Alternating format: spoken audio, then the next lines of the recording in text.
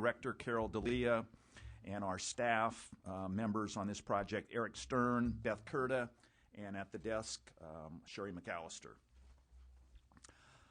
Last month, the Brown administration proposed consolidating the state's 2 personnel agencies into a Department of Human Resources. Under this plan, many of the tasks of the State Personnel Board and the Department of Personnel Administration would be shifted into this new department. Some of the state's Personnel Board's responsibilities also would be moved under the Department of Fair Employment and Housing. Under the law, the legislature has delegated to the governor the authority to reorganize state departments. The law also provides for a public review process that includes the Little Hoover Commission before the proposal is submitted to the legislature for a vote. In today's hearing, the Commission will hear an overview of the proposal from Marty Morgenstern, Secretary of the Labor and Workforce Development Agency, Debbie Inslee, a former Director of the Department of Personnel Administration, and Diana Duque, a Program Budget Manager with the Department of Finance. We will hear the perspective of the State Personnel Board from the Board's President, May Lee Tom. We will also hear about the potential effects of the proposal and how it would be implemented from those who lead the key departments. This will include Ronald Yank, Director of the Department of Personnel Administration, Howard Schwartz, Chief Deputy Director of the Department, Suzanne Ambrose, Executive Officer of the State Personnel Board, and Phyllis Chang, Director of the State Department of Fair Employment and Housing. Witnesses providing testimony on the effects on state workers will include Margarita Maldonado, Vice President of Bargaining for the Service Employees Union Local 1000, Brooks Ellison, Chief Negotiator for the California Attorneys, Administrative Law Judges, and Hearing Officers in State Employment, and Mike Jimenez, President of the California Correctional Peace Officers Association. Finally, on the broader human resources issue involved, the Commission will hear from Levon Cohen, the Deputy Director for Administration at the Department of Health Care Services, Tina Campbell, the Chief of the Human Resource Services Division of the Employment Development Department, and Richard Callahan, the Associate Dean and Director of State Capital and Leadership Programs in the School of Policy Planning and Development at the University of Southern California. There will be an opportunity for public comment following the testimony of the scheduled witnesses. Please notify our Commission staff at the desk if you would like to provide comment, and they will have you fill out a card, and we will recognize you at the end of the public hearing. Today's hearing is being recorded by Assembly TV and shown on the California channel. I would like to thank the witnesses for their written materials they have submitted. We have had the opportunity to review those materials. In your testimony, I was asked that you summarize the major points so that we can focus our time on discussion. And with that, I'll ask the Executive Director to call our first panel. Our first panel, Marty Morgenstern, Secretary of Labor and Workforce Development Agency, Debbie Inslee, former Director of the Department of Personnel Administration, and Diana Duque, Program Budget Manager for the Department of Finance's Administration Unit. Good morning. Good morning. Welcome. Thank you for coming. And I think we'll just kind of go in order and start with Mr. Morgenstern. Allow you to make your comments. We may interrupt you because we tend to do that. Then we'll move on to Ms. Inslee and then Ms. Duque. You won't get a chance to interrupt me. I'm going to be so quick. Thank you very much for inviting me. This is it's a day a long coming. The state has had 2 separate and distinct personnel departments since 1981, I believe, when we started the Department of Personnel Administration, and really longer than that. We had a Governor's Office of Employee Relations, which did what DPA does in some respect, and before that, under Governor Reagan, there was a separate personnel unit within the Agricultural and State Services Agency that was supposed to oversee a lot of the personnel processes in various government. I think for a long time, many of us have felt that it's time to consolidate these services and have one department responsible for the personnel acts of the state of California. We think it'll be more efficient, more effective.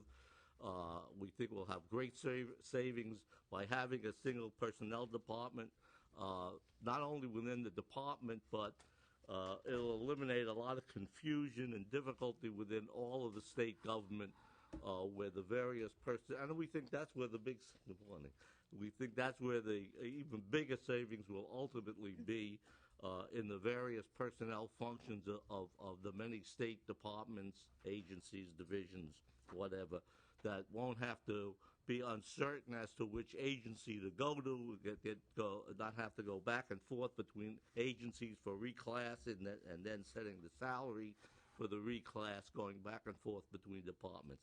So we think there'll be very significant efficiencies throughout state government. We think we're not the first to propose this. We're not the second, the third, or the fourth to propose it, I don't think. I think this commission itself has tried to have state government address it before. And I'm at this point where I really have no official position in either one of those departments, but I'm still very gratified to be around to see this happening, and that's really all I wanted. Thank you for your efforts, and move on to my colleagues. Okay, I wanted to introduce Senator Michael Rubio, who's joined us, who's a member of the commission. Welcome. And now we'll move on to Ms. Ensley. Hi. First of all, Commissioners, thank you for the opportunity to come here and speak with you about this. I, like Marty, have a passion for getting this done. I have a passion for good government. And in times where our budget situation is taking food out of children's mouths, it's taking services from people who really need it, we can't afford to have two entities that are working on human resources for the state. The two departments that are currently here have exceptional staff. The staff know what they're doing. They know their jobs. They're phenomenal. But the thing that is distracting is that there are two, and you do have to go to both entities. By combining the staff into one department, into one team, if you will, a lot of the things that we do now that are very difficult to coordinate are going to become much easier. I wanted to make a couple of points because the basic points are very well spelled out in the proposal. But I wanted to make a couple of points. First of all, the authority of the State Personnel Board is not changing in any shape, way, or form. It's a little confusing, but staff that perform the day-to-day operations will go to CalHR. But that has absolutely no bearing whatsoever on the requirements for the State Personnel Board to set policy and to make the approvals that they still have to do today. That will not change. So the day-to-day staff go, but all of those approvals for those big-ticket items that the board has to do right now, such as approving a new classification, they still have to do that. I know Susie will speak to that, but I wanted to make that very clear. The other thing is timing. We were really exceptionally careful in the way that we proposed this reorganization. I know you've probably seen many of them go through where the minute they're approved, within months, those departments are either coming together or they're doing whatever it was to reorg. We decided not to do that. This reorganization is about a year out from when it should be approved. We were very thoughtful in doing so for a very couple of reasons. Number one, we want to make sure that we don't just arbitrarily go in and move staff. Which staff move to CalHR is a very, very complex thing. We've asked the Department of Finance, their OSA division, to go in and audit, look at the needs of what the 5-member board will have to make sure that their authority is protected, that the merit system is protected, and then they will help us assign those staff. The other thing is, it is complex whenever you move people. Whenever you take one building and a certain number of people from that building and move them into another building, it's complex. There's IT structure, infrastructure to be thought out. There's the cost of the move. There's the furniture. There's the parking. There's all those things that are really important to our employees. That gives us the year to work with Department of General Services and make sure that the move is as cost neutral as possible and is done in the most simplistic way that will not in any way harm the system, but help it. Just to give you a time frame, next week we are starting to work with Department of General Services on looking at the move. We're also starting to work with Department of Finance to look at what the audit will entail to make sure that those staff, the proper staff, move so we can be ready in a year. And thirdly, we're putting together the two teams from the departments, the experts, and I know they're ready to go. They're amazing people, and I'm absolutely positive that they will be able to do this. Who's the we? Who's leading the I'm leading this. You're leading. I have Okay. two other people helping me, and we're under Marty's direction, and he's given us good counsel, and we know what we're doing. So if we want to ask somebody in 6 months how you're doing, we call you. Yes. Okay. That's it? That's Okay. Ms. Duque? Well, to build upon what Debbie spoke about regarding the consolidation, I'll speak to the savings and what we have scored thus far. In the governor's May revision, we have two components. We have identified the SPB DPA consolidation, as well as the elimination of the specific funding and positions associated with the Human Resources Modernization Project. In regards to the SPB DPA consolidation, as Debbie spoke, the consolidation will not happen until July 1 of 2012. That is giving that phase-in and very methodical process of the consolidation. So there is no specific savings scored for 11-12. For 12-13, we have identified half the savings that was in the governor's reorganization plan, number 1, of $2.2 million and 24.3 PYs, which is, as I mentioned, equivalent to half the savings. The 13-14 fiscal year, we are looking at scoring the entire amount that was identified in the proposal of $4.3 million and 48.3 PYs. That is net of the HR mod project that we have identified for elimination in 11-12. The HR mod portion, the specific portion associated with personal services, because what the governor had identified in his plan was of the $5.8 million is personal services savings only. And so the portion of the HR mod reduction of $5.5 million and 11.3 PYs for 11-12, $1.3 million of that is associated with personal services reduction, including benefits. I have a question. I got confused on the personnel years, the PY portion. Maybe I was the only person, but No, I'm with you. I read it in the material. I just couldn't figure out. I mean, I understand I understood the figures around the staffing reductions. I was confused about the PY. Okay. What we do from a budgeting standpoint is we count PYs. All positions in state government are not fully funded.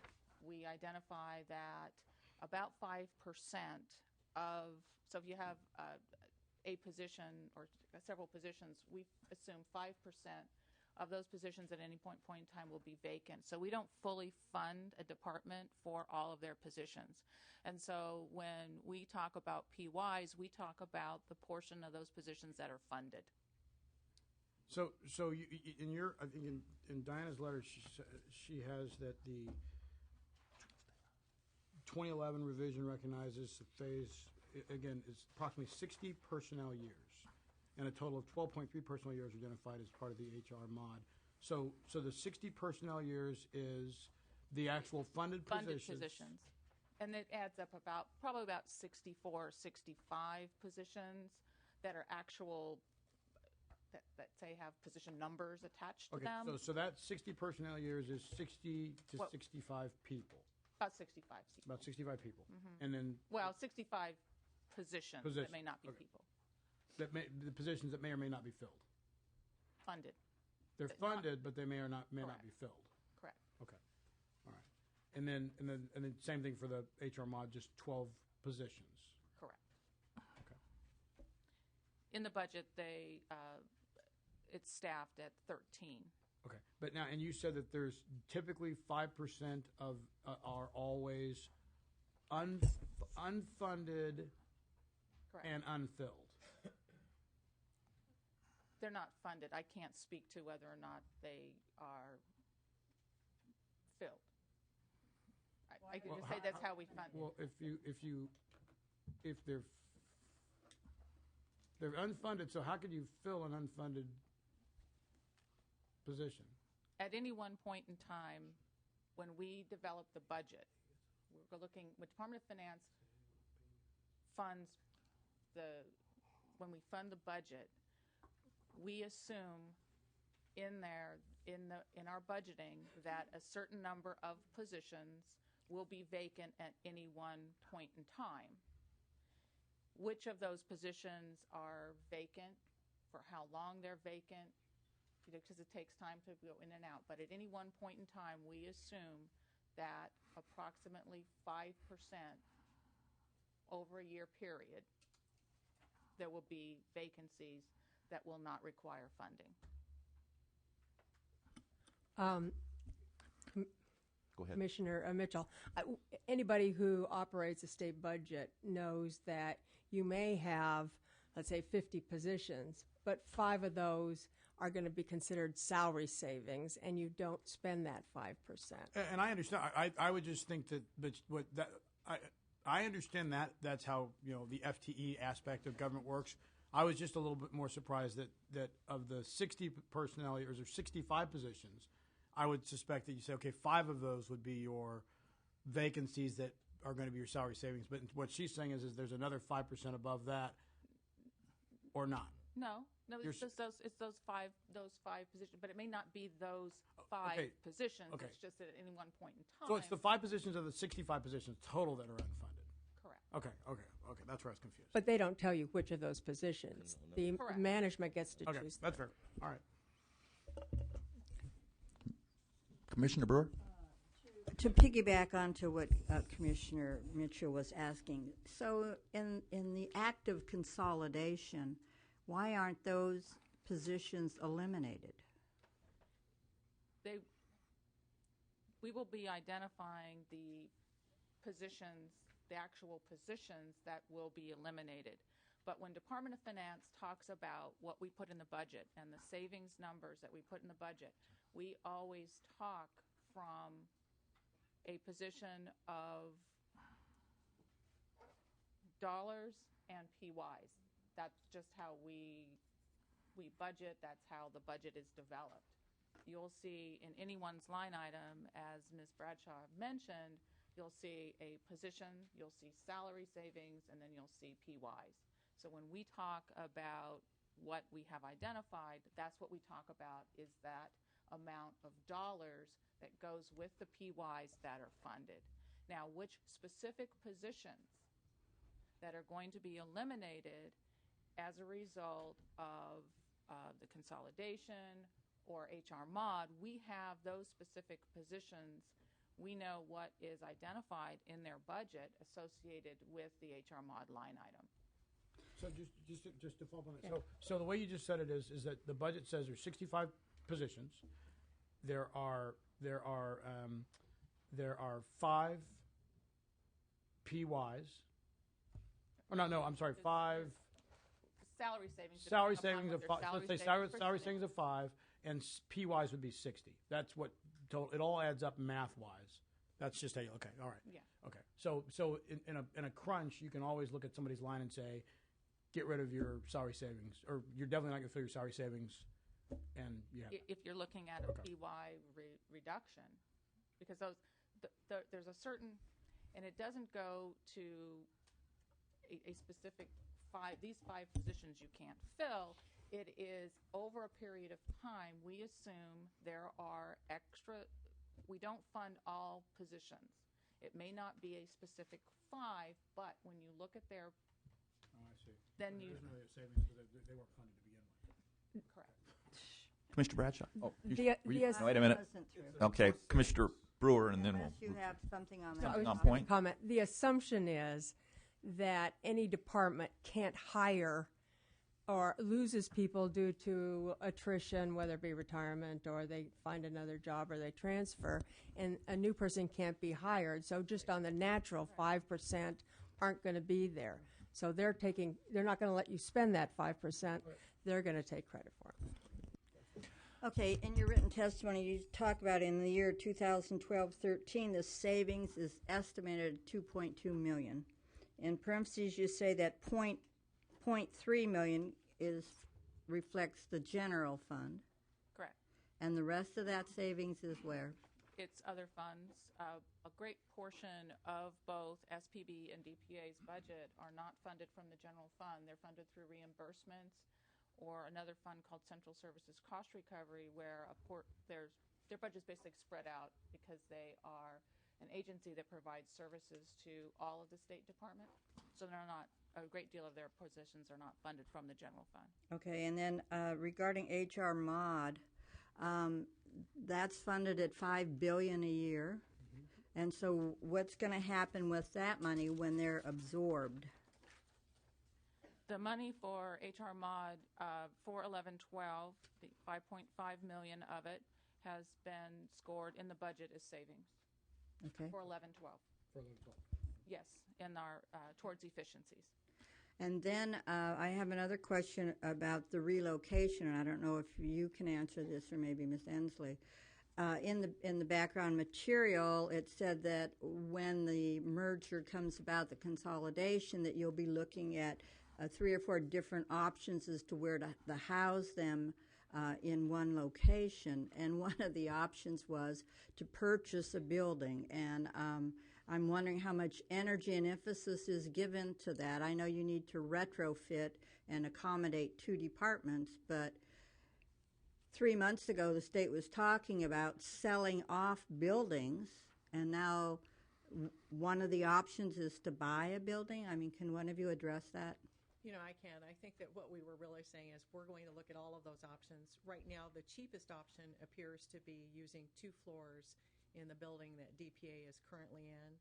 But that's exactly why we're going to Department of General Services and having them do the full survey of what are the costs to go into, just move part staff to go into an existing building. And I would say the last option is purchase a building, and that may be many years out. But for right now, we're looking at the most cost-neutral availability to us, and that is our plan. Thank you. And also, in reading the background material and the written testimony, there's one presenter today who is very concerned about the appeals process, and will that be an unbiased justice system with the consolidation? So my question is, how is the constitutional mandate protected? Well, again, all of the constitutional mandates remain with the State Personnel Board. So the appeals remain with the State Personnel Board. Again, some of the day-to-day staff are moving to CalHR, but that has nothing to do with the authority of the board. That's more of the ministerial tasks that are involved in those activities. I think that Susie can speak to that also, but there will be no impact whatsoever on the appeals system at this point. We cannot change constitutionally. I realize that, the but authority, nor do we seek to. The marriage here is one between developed with the change in personnel over the years to make it more efficient. We're in no way, shape, or form want to or can change the fact that we have a civil service merit system that's administered by the State Personnel Board. well, I'm sure that they're looking for assurances, because often what is constitutionally mandated is not carried out. And then my final question is, and it's of all 3 of you, is does this reorganization go far enough? Is there something more that could be done in this process at this time? I don't think at this time. I think the consolidation in and of itself is something difficult. We talk about it as if it's easy, but it is a difficult transitional step. However, the leveraging of the 2 departments being in one location as one team is absolutely grand. What that will mean is that there can be organic growth within those teams of how they do processes, how they set up their policies. I think you're going to have a lot more direct conversations between what are now 2 entities creating better systems. One of the things that was brought up, for instance, in HR Mod is the fact that we're looking to delegate much more to departments, give them more control. But obviously with that control, there has to be protections that it's done right. So one of the concepts that has been discussed for a couple years now is delegate much more out. Use the resources at the department, but give them very, very heavily tooled training and different web features that they can use online to go through their work so that they don't have to do things like hunt through manuals to try to find the rules. Give them step-by-step education on how to do these things.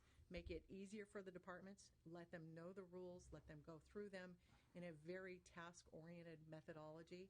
And with our web systems today, that's very easy. Now, the setup is very difficult. There's a lot to be done. That's one example.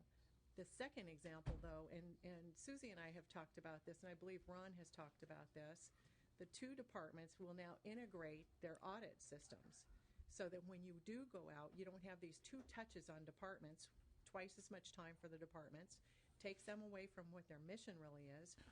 Go in, do the audit, make sure that everything's clean, and then get out of there. Excuse me. Well, in theory, it sounds good, and we wish you every success. Thank you. I did want to introduce Commissioner David Schwartz, who's arrived with the usual late plane from Los Angeles, and Commissioner Jonathan Shapiro, who's here, and then recognize Commissioner Virginia Ellis for a question. This is a broader question which any of you can answer, but I wonder if there's a bigger concern here. I noticed that one of the later speakers says in her testimony that 70,000 state employees will become eligible for retirement in the next 5 years. Is there a broader, is that a concern in this? And what happens if we don't do it? That is a problem, and obviously the boomers have been kind of lax to get out of the system because of the economy, but eventually they are going to leave in droves. We do know the numbers. One of the things that I believe it's on DPA's site, it may also be on SPB's site, is there's actually a toolbox on workforce planning and succession planning. One of the things that we want to do on this broader, better IT educational platform is ensure that all departments are planning for that future. They know how to figure out where their gaps are. They know where to go to get information. A stronger, better recruiting system, something that makes it easier for people to get into the system. All of that creates your pipeline to these better people coming into the system. The other thing on the other side that we've got a problem with is we have middle managers that are not ready to step up into the executive plane. Some of those middle managers have been forced into middle management maybe a little prematurely. We can rectify that with a very aggressive training session, some mentoring, those types of activities. One of the things you saw in your packet was just one brief glimpse at, I think it was the leadership for communication piece. That's just one example of the breadth of information that really is out there in training. There's a glorious amount of information, but it has to be packaged so that every department doesn't have to go out there and spend the time finding it. That's what one of the things that HR Mod has done and will continue to do through the department. So I think that those are all components to making workforce planning work, making succession planning work, and teaching the departments what they have to do to plan for the future properly. I had a, do you have a question, Vic? Yeah, go ahead. Oh, Commissioner Mitchell and then Commissioner Bradshaw. I forgot. Mitch had another question. I didn't finish a couple of things that I wanted to ask you about, which were specifically there was a statement in the background material that I mean, obviously I think this is long overdue, the consolidation. It's amazing that it's lasted this way for this long, amazingly and shocking. But there's a statement that said that the forced partnership of the SPB and DPA for now continues as state managers find ways to work with or around both personnel departments. I didn't really understand that statement. I don't think that's one of mine. It's not one of yours, but it just seemed to point to that. Could you say it again? That maybe I didn't the follow state you. managers find ways to work with or around both personnel departments. You know, I would assume, and I didn't read that portion of testimony, I would assume that what they're talking about is the difficulty, the frustration, and the... So how do you work around the personnel department to hire? Well, there I mean, that's my question. I mean, just, you exist, but you don't exist. We'll give you a check. Well, a strenuous audit program would find those ways and hopefully rectify those situations. But, I don't think that that's too many departments' goals. I think that it's the frustration of having to work in the system. They have a mission to accomplish. They're pushed daily with fewer resources to get their job done. And I think a lot of times, the length of time that it takes the two departments to get them whatever it is that they need is extremely frustrating to them. Okay, and then... Excuse me. You can see who the real experts are here and about to follow. I'm due to testify somewhere else in a few minutes, so I was just wondering if I could be excused unless there's something specific that someone needed from me. Can we Thank you. excuse Mr. Morgenstern? I don't know. Let's wait a while. You're so polite in asking. Thank You're you. free to go. Thanks. Thanks. The other two questions I had is in one of the letters we received, there were a couple of comments made about to address flaws as it relates to the merit system principles. I don't know. Did you guys see those? And I just had a question about it. Just it talked about one of the questions was asked talked about making sure you keep the legal HR's legal folks separate from the should include safeguards to shield SPP from the influences of legal counsel from Cal HR, which and include other details that announce to employees that the SPP will carry out its constitutional mandate with fairness. So this is a tie. I didn't necessarily understand that what that statement was. Would it be possible to see it in context? I'm afraid I'm not following. Okay. You can address that very question later on. I'm on Yank record, EPA, and I'll Okay. Okay, thanks. Okay. Thank you very much. And I then- think it probably is that SPB is making appellate decisions, and you want their decisions separate from the day-to-day of DPA. You know, I did see something to that effect. It talked about the fact that the appeals portion was going over to Cal HR, and if that's what you're speaking of, that's incorrect. The appeals portion is not going to Cal HR. It remains with the State Personnel Board. Okay, I didn't necessarily make that direct statement, but I'll listen for the other answer. That's it. Okay. Commissioner Bradshaw? Yes, that's what it is. Wow, I think this is a long time coming. I think if you asked 100 state employees to tell you the difference between DPA and SPB, they couldn't actually do it. So I think this is a way of not only efficiency, it is clearly will eliminate some confusion. And I love the name. It's modern. The joke was in one change of one administration to the other, not this past one, but Secretary Morgenstern and I were doing the transition at DPA, and I joked the only reason I was over there is doing the transition is I was the only one who knew what DPA stood for.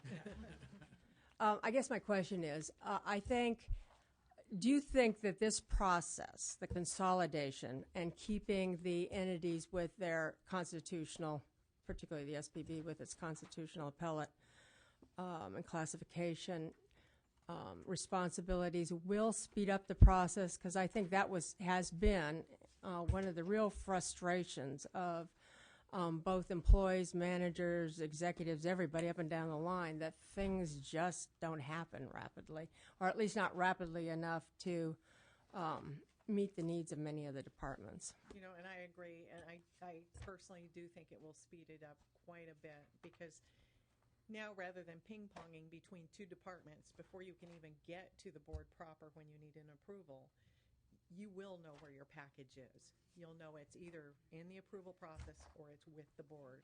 There won't be any disguising what's going on, where it's at, and who has responsibility. The other thing, though, Vicki, Commissioner Bradshaw. Vicki and I have known each other for a while, so.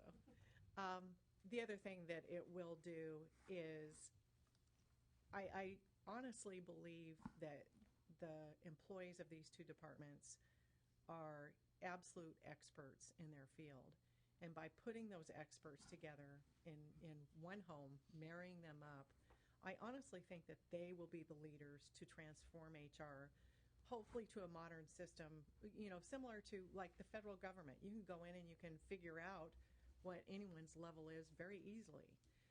Similar to UCD, where if you want to go in and sign up for benefits or change your benefits, you simply go online at night in your pajamas if you want to and change your benefits. I don't simply understand why the state of California isn't there yet, but that's where we need to be. And that's what I'm hoping that this team can do. Commissioner Schwartz? Good morning. I'm sorry I missed the first part of your testimony, and if I'm asking a question that repeats itself, just stop me and I'll listen to the tape. I'm really glad that Senator Rubio is here, and maybe he'll chime in on and with his thoughts on this. we are by statute required to consider reorganizations plans. This is the first reorganization plan presented by Governor Brown. It's the second one that I've been involved in my 3.5 years on the commission. And the first question is, what took so long? I mean, these issues go back to the mid-'70s when Secretary Morgenstern was in the first Brown administration. We haven't learned anything new over the last decade or even the last few years. I'm just interested in your perspectives from the legislative perspective and from the trenches as to why has it been so difficult to get to a place where such obvious, albeit incremental, consolidation is taking place. You want me to go first? Why don't you? Yeah. No, Go ahead. You need to do that.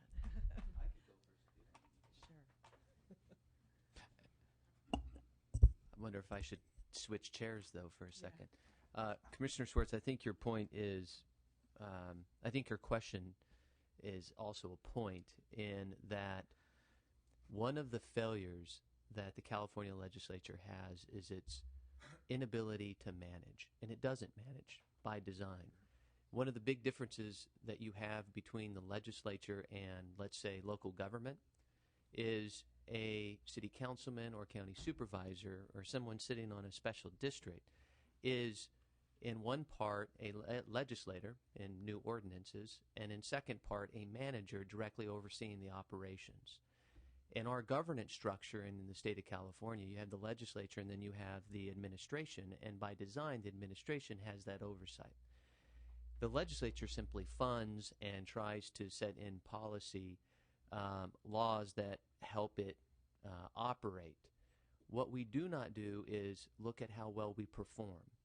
And so with no one overseeing or having an instrument to determine how well we're performing, you don't get these types of consolidations. And I think a fix to it, rather than just answering why it has not happened, but actually to put something on the table that would resolve it, is to have internal performance indicators so that the legislature can track, measure, and monitor how well are we performing internally for our own employees and externally when we're responding to constituents' needs. And so if you look at two particular bills that are moving through the legislature now, performance-based budgeting, we would look at if an employee has a grievance issue, if an employee wants to change their benefits, are they still dealing with a carbon copy and it takes 6 weeks to process, or is it a click of a button on their iPhone with an app that takes 30 seconds?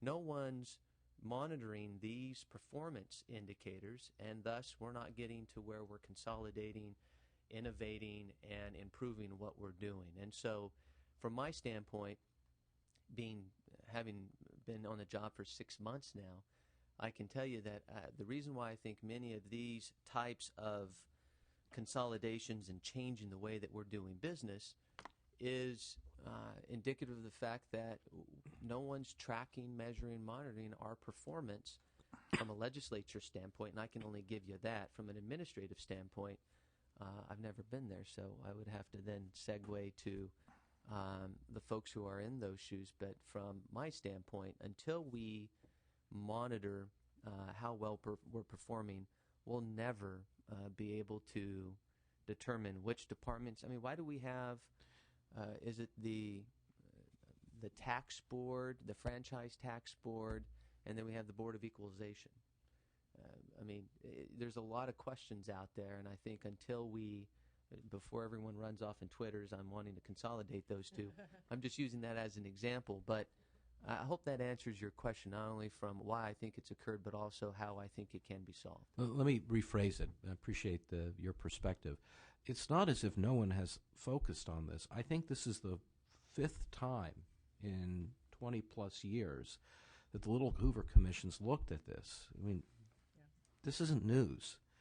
This isn't for lack of a performance measure. There were obvious and persistent problems, which still raises, maybe we can't answer it today. But we had a California performance review, and the Schwarzenegger administration identified all these issues. Right.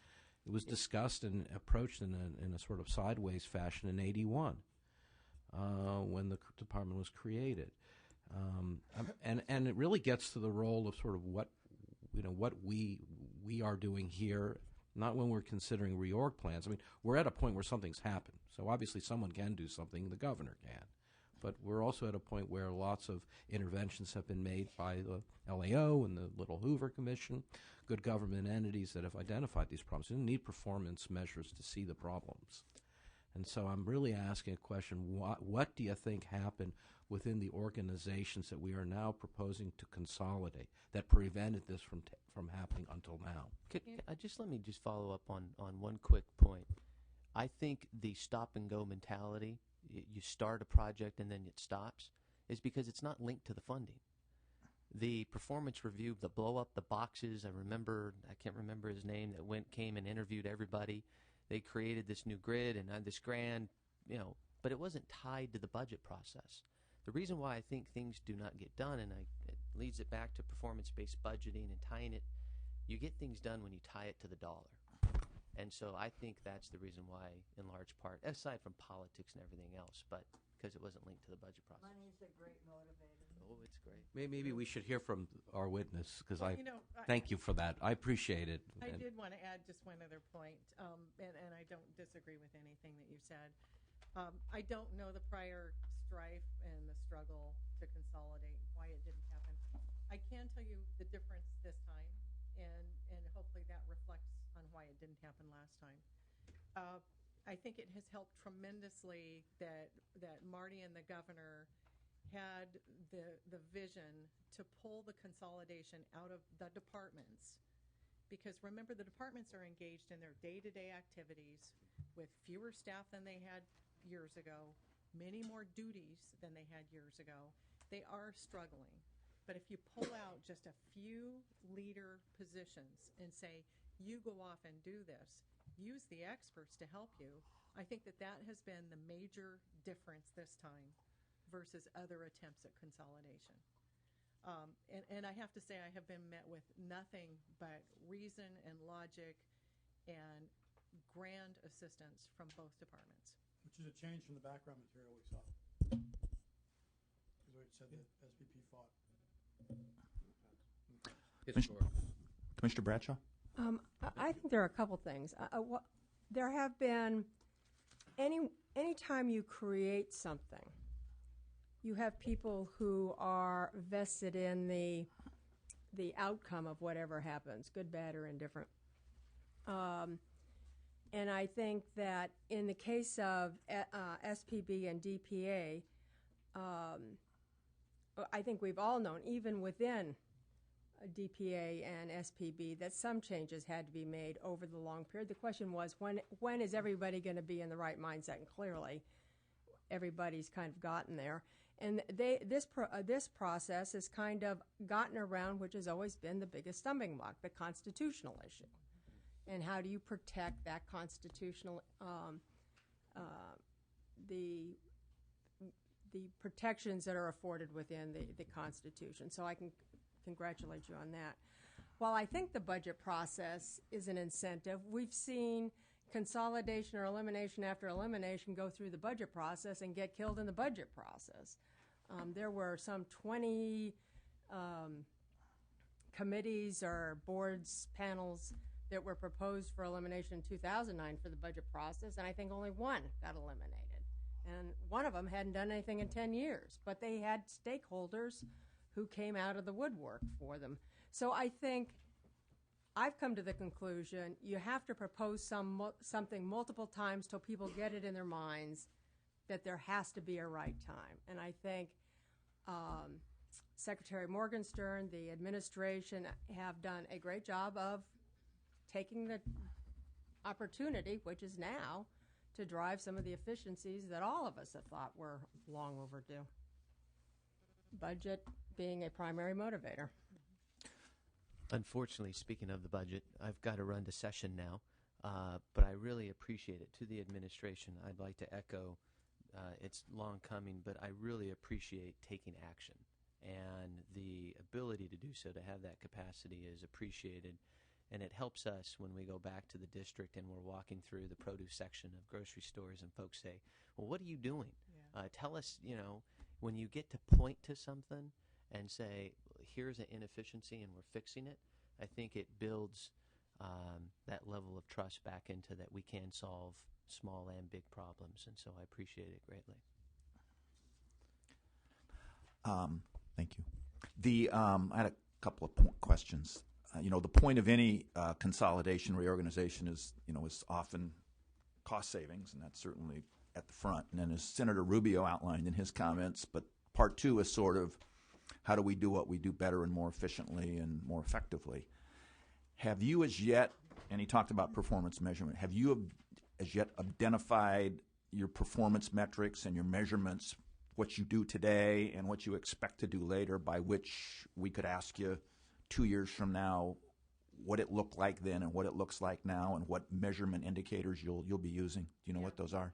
We do have quite a few. I'd like to take a little more time and put those together. We gave you some samples just in the write-up.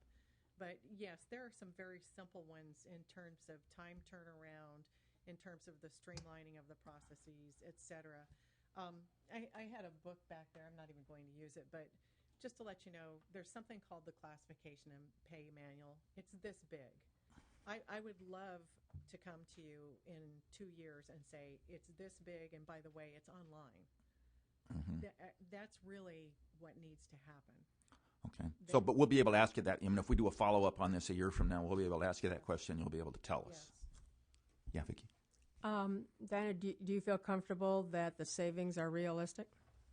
Yes, we do. Because we are taking an approach that isn't tomorrow and scoring all the savings at once. We are doing it over a 2-year period, that working with both departments as well as the labor agency, we feel that it is a good estimate. Right. The other thing I want to ask about sort of comes into the area of policy, within this area. And we did a report, 3 or 4 years ago on the management system and sort of some of the flaws that we saw as people were transitioning out of management and aging out, and some of the difficulties in replacing that management system. And, we identified, for example, the difficulty in bringing talent from outside the system of state employment into the system in middle management and higher management positions, because the system is sort of set up to reward promotion from within. And we think there's, I think we said then, and I believe now, there's a lot of talent out there that really we don't recruit, we don't get a shot at, because the system's not set up to recruit those people and bring those people in. Who looks at those major policy issues under this reorganization and starts to modernize the system such that it's responsive, light, and much less bureaucratic than it is now? I mean, the civil service system was set up, on this date, but federally in 1884. It's an old system, and it's a tired system, and it's not a very effective system anymore in recruiting the best talent. Who does that now under this realignment? Is that the personnel board, or the administration, or is it, where's that come from? That is still the state personnel board, and I'm sure Susie will speak to you about this, but they have started running some open exams at the middle management level, and that exactly what you spoke about is starting to change right now. So that'll still be with the personnel board? Yes. So that nothing in this plan changes that? No. Okay, so if we want to ask those questions, we could have asked it from them a year ago, and we can ask it from them a year from now. Okay. Any other questions? Thank you. Good luck. Thank you. You can call our next panel, please. Providing the perspective of the State Personnel Board is the President of the Board, Maylee Tom. Good morning. And Susie Ambrose, who's the Thank you. Executive Officer I brought of the the board. team with me. Great. Okay, so this is, okay. And the gentleman is? I'm Alvin Geddes for Bongo, Chief Counsel for the State Personnel Board. Okay. President Tom had asked that I accompany her in case there's any other questions I may be able to answer. So I will start with Ms. Tom, and then... Actually, they're just here as my safety net. Oh. Chairman Hancock. What, do we have a bad reputation for you? No, not at all. Not at all. I see some friends here. Chairman Hancock and members of the commission, my name is Maylee Tom, and I am president of the State Personnel Board. I've been with the board for 8 years as an appointee of Governor Gray Davis. And I'm here before you to represent my esteemed colleagues on the State Personnel Board, including Vice President Pat Clary, Ann Sheehan, Richard Costigan, and Will Fox. Upon appointment, each of us took an oath to uphold the constitutional mandate of the State Personnel Board, which was created as an independent body to administer the civil service system and ensure that state employment is based on merit, free of political patronage.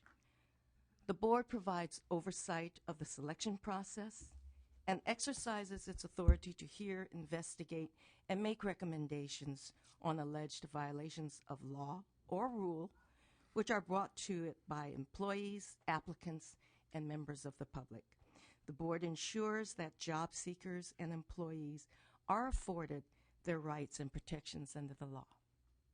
The board's support of Governor Brown's plan for consolidating the personnel functions of the DPA and the SBB into the newly created Cal HR agency was the result of an agreement among all parties concerned that this merger will not diminish in any way the board's role as established by the Constitution, legislation, and case law.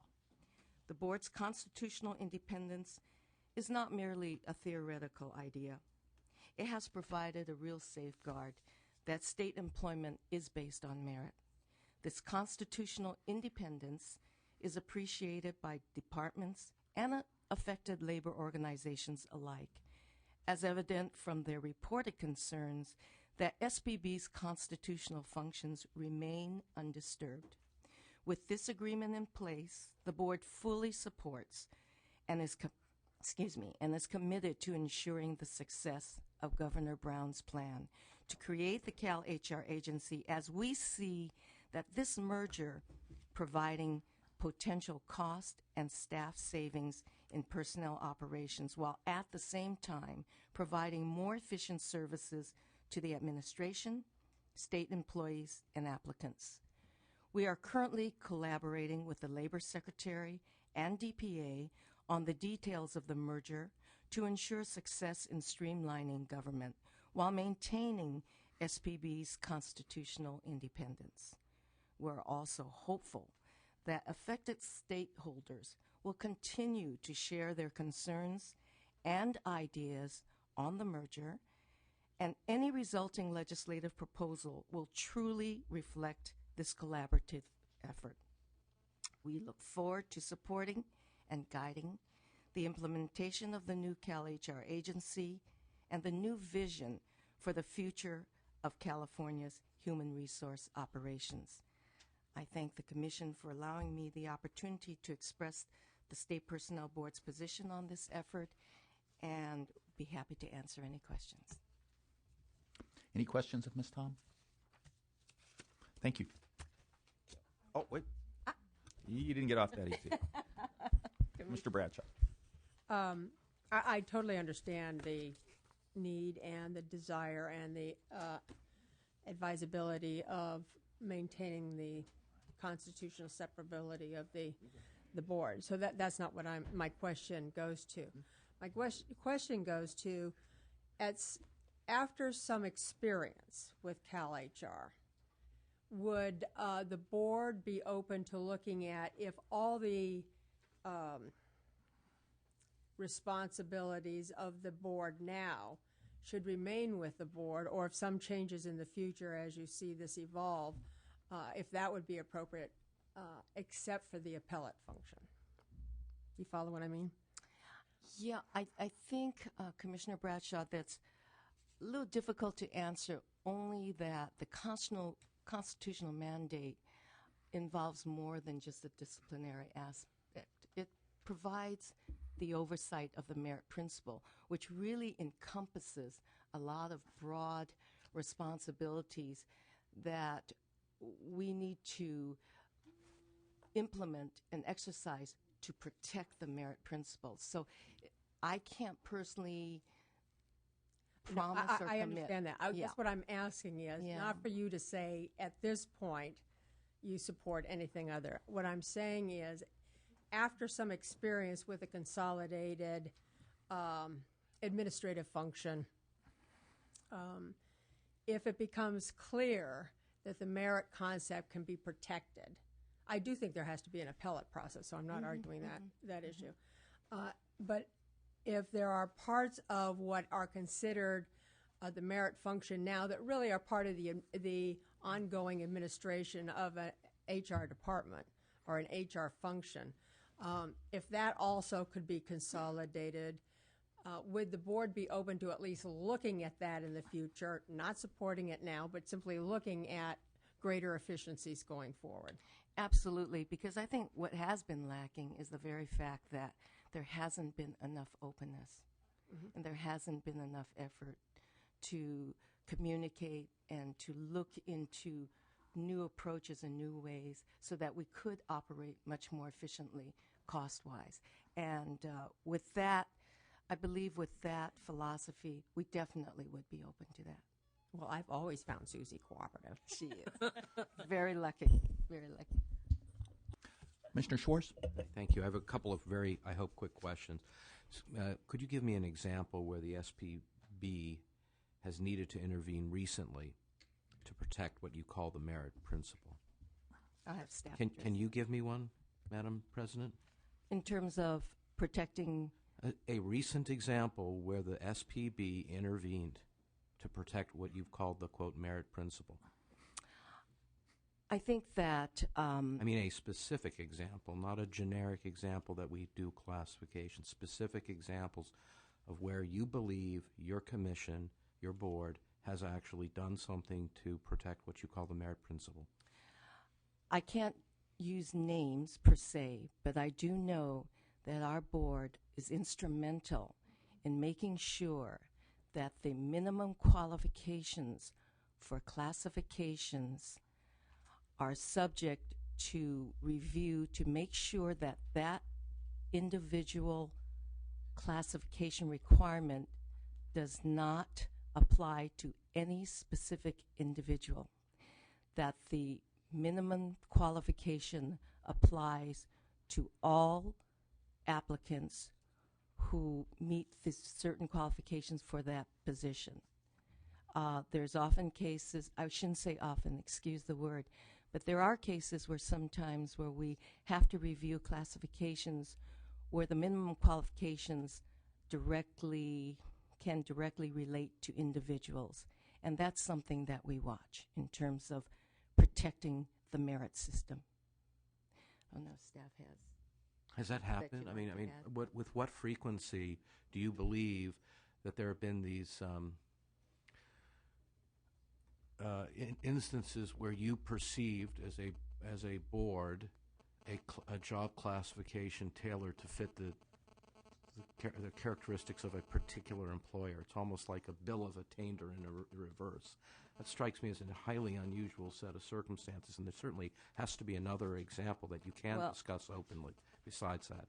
Well, Commissioner, I will tell you one of the questions that we ask when reclassifications or classification minimum requirements are being discussed is if there's a particular individual that this classification is being applied to. So, and with what frequency has that?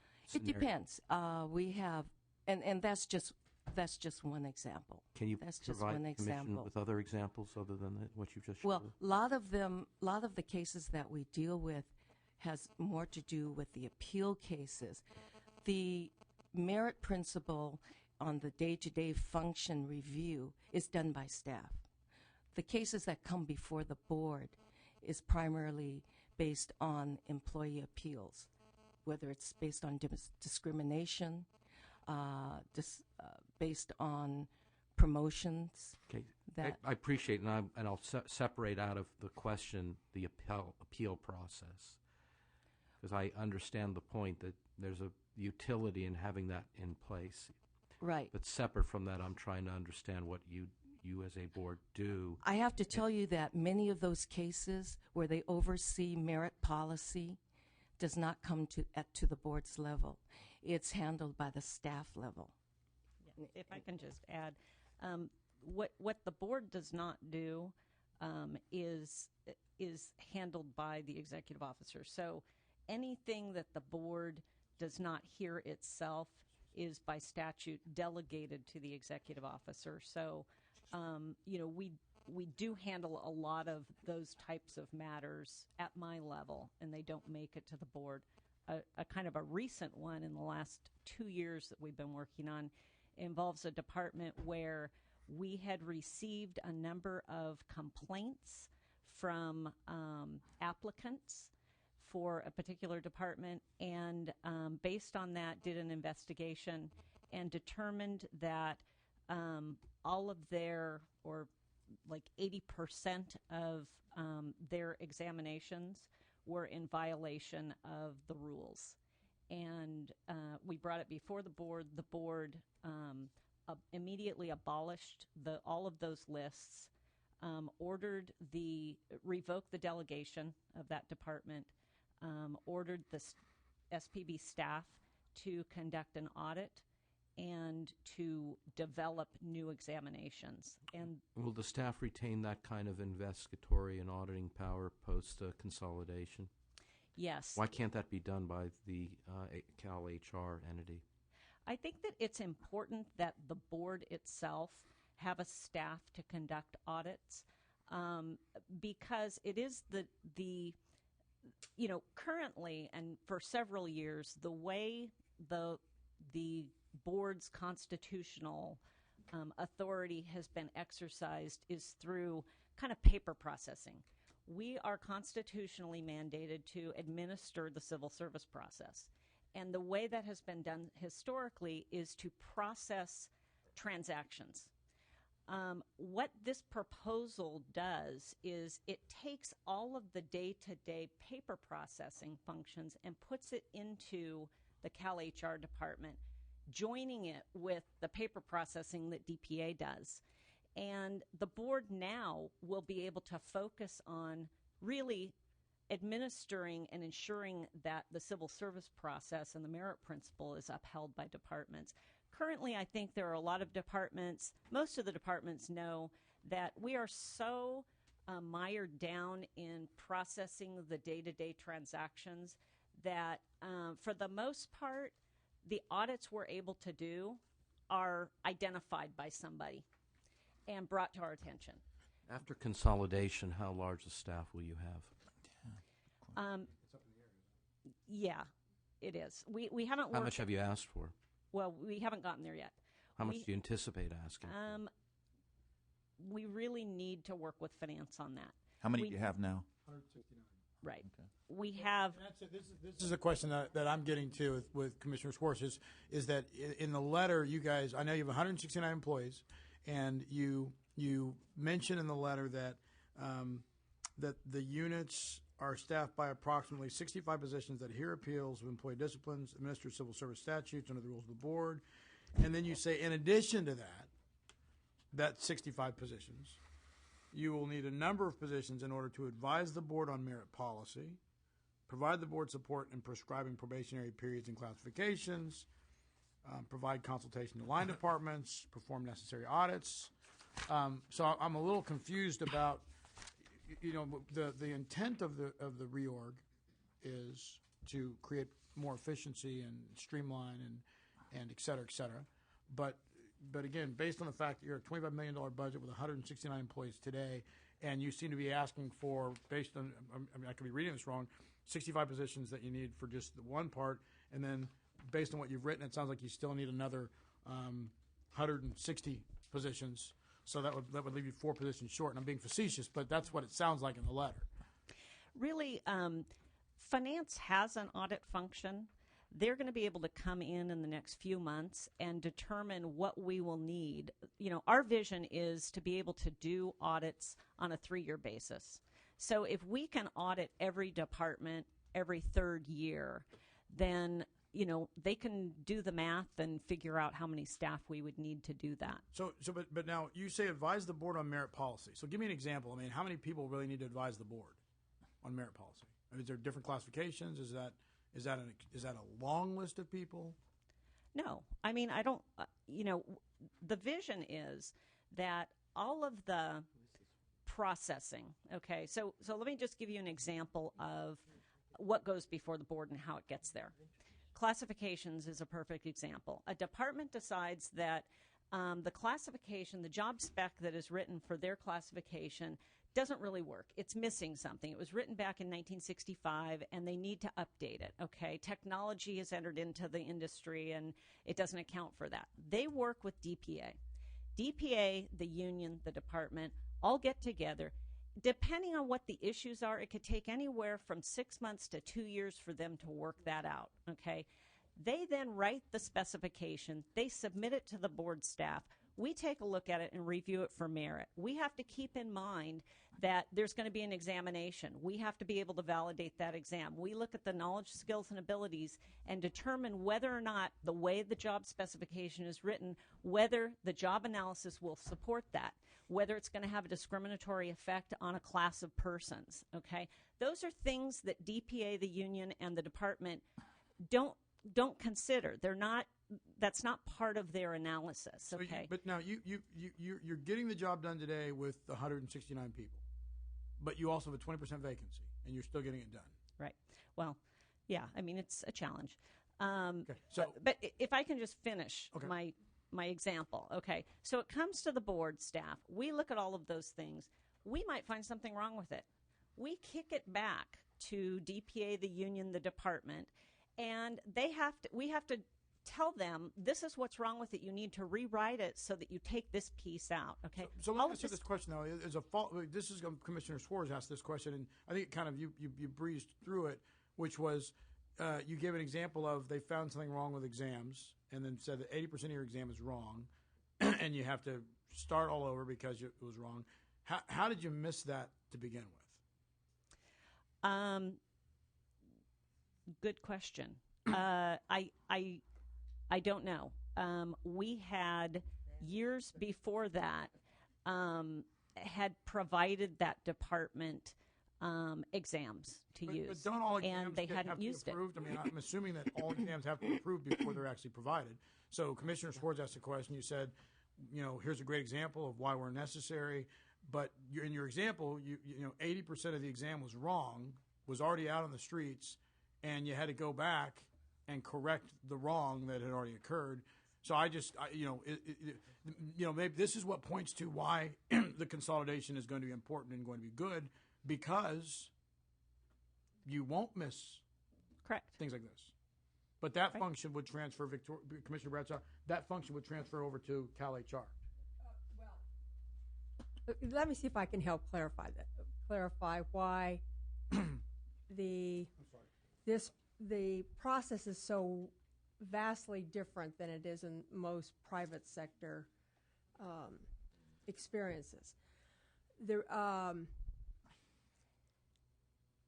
DPA is considered part of the administration, which by its very definition is under the executive branch, which is part of the governor's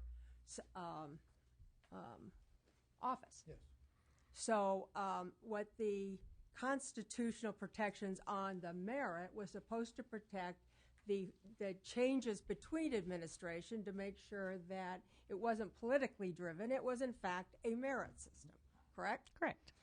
My question then goes to the classification isn't what most of us would think what drives a merit system, that most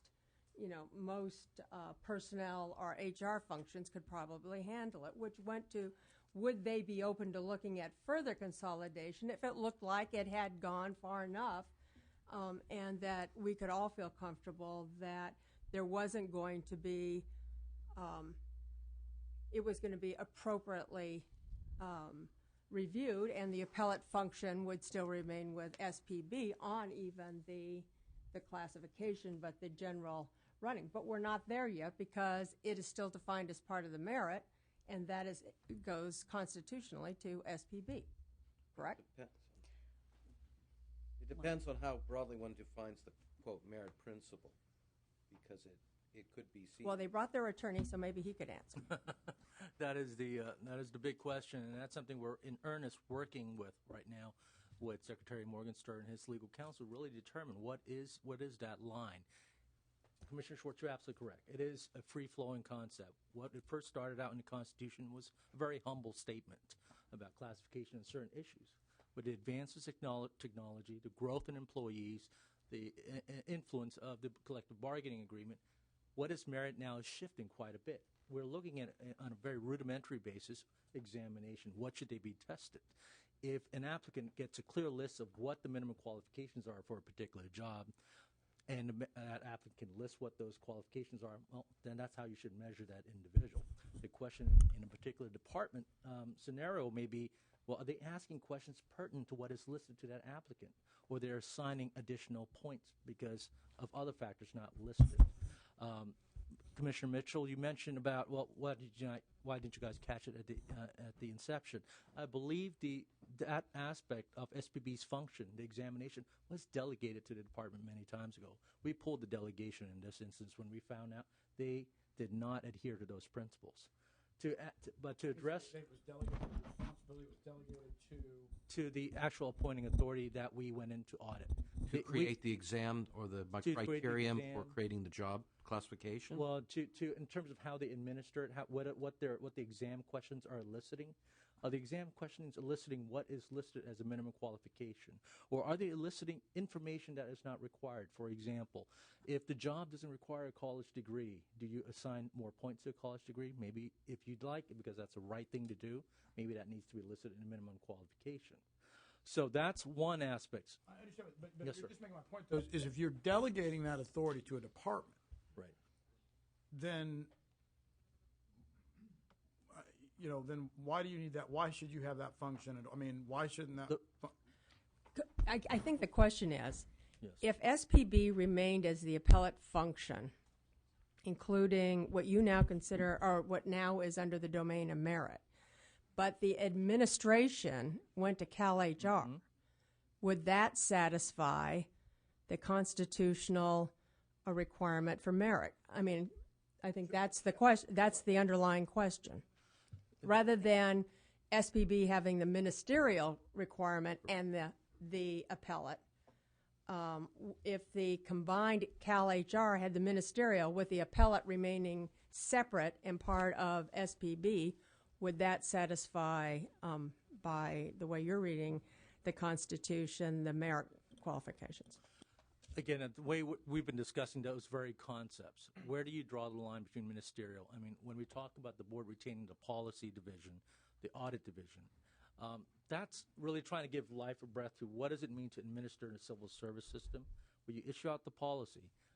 Cal HR carries it out, manages it, deals with it on a daily basis, and kind of going back to the audit process, in terms of making the point here, because we delegate a lot of these functions, I think it's important to administer the civil service system that we have a component, a true component, one that is staff, not meager staff, that goes in and audits whether or not people are complying with these policies on a yearly basis or 3-year basis, as you mentioned. And finally, yes, on the appeal side, can this grow and morph into more of it going to Cal HR?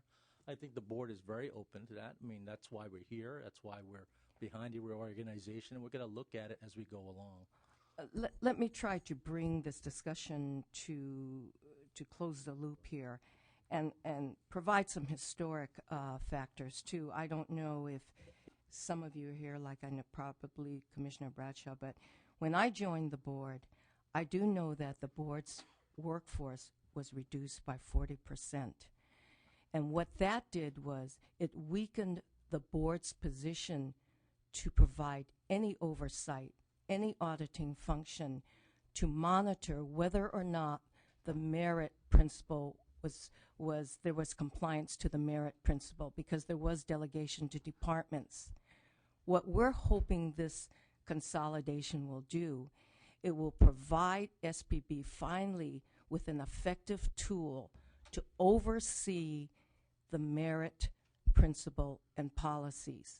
And I believe that is why Ms. Ambrose has discussed that if we are truly going to oversee and protect the merit system, we need some type of auditing capabilities.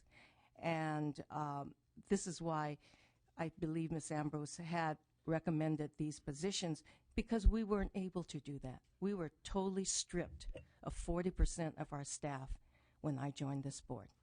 I think, Marilyn, you had a quick question. I want to go to Commissioner Shapiro, and then I think Commissioner Schwartz wants to continue. All right, two quick questions. Okay. Number one, how many, in the last 12 months, how many files or complaints have been processed by your board? Do you mean appeals, disciplinary? Yes. Let's start with actions? Are there any other complaints? By staff, and how many had to go before the board?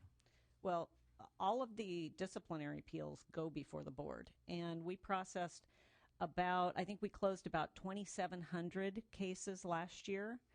And then the other side of what the board caseload involves are merit appeals, and those are primarily cases involving peace officer applicant appeals, where they're withheld from the certification list because of maybe something in their background, or their psychological evaluation didn't pass, or a number of things of that nature.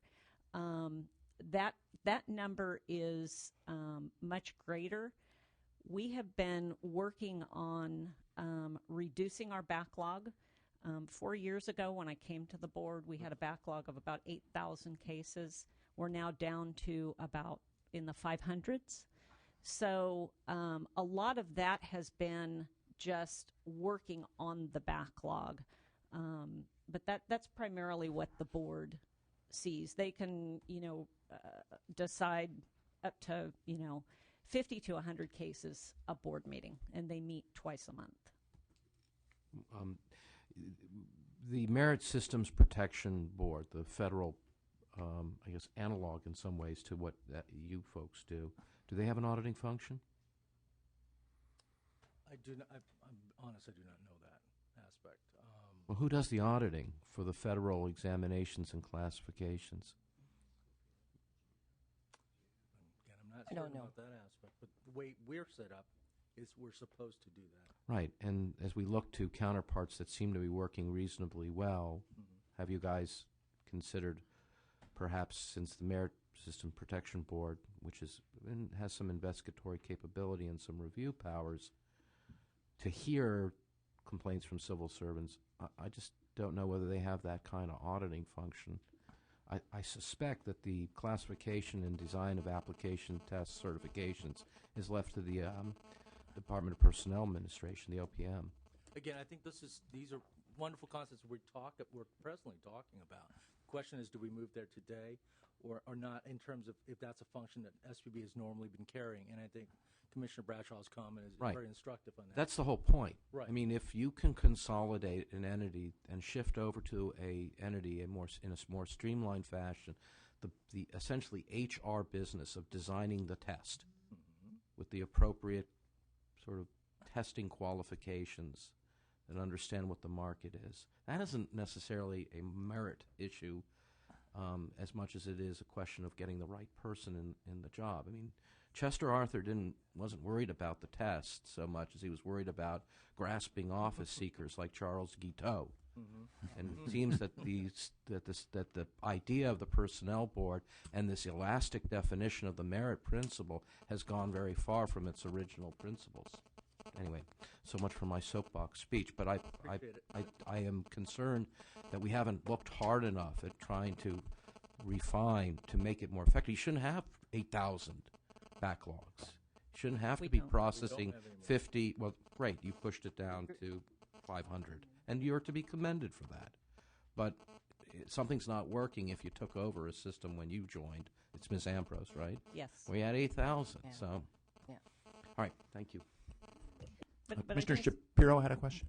Can I ask about the peace officers' applications?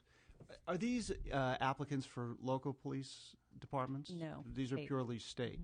And is there a database that local police departments can check to see if any of your applicants who've been denied have been denied on the state side? With a Public Records Act request, but I'm not sure that peace officers, I don't think they can get peace officer information. All right, could I point out that that's a real problem? That a number of local police departments end up hiring people who have been rejected on the state side and vice versa? Well, I think when they do the background check at the local level, they're able to get access to that information through the background. Through you, or? I don't know. I think they probably get it from CDCR or whichever local agent or state agency had rejected them. Right, which is what I'm saying is I think you might want to consider if there is, through this reorganization, a way to make that information more available to local police departments, because in my experience and other professions, that's not done, which is a problem. The second thing I have to ask is I'm not familiar as a former federal employee with any federal agency that audits itself in the way that I think you're being asked to audit yourself. In that ultimately, if you have the audit function, you're auditing something that you've already developed, designed, and approved yourself, and that seems odd to me just as a system. And the last piece of this is just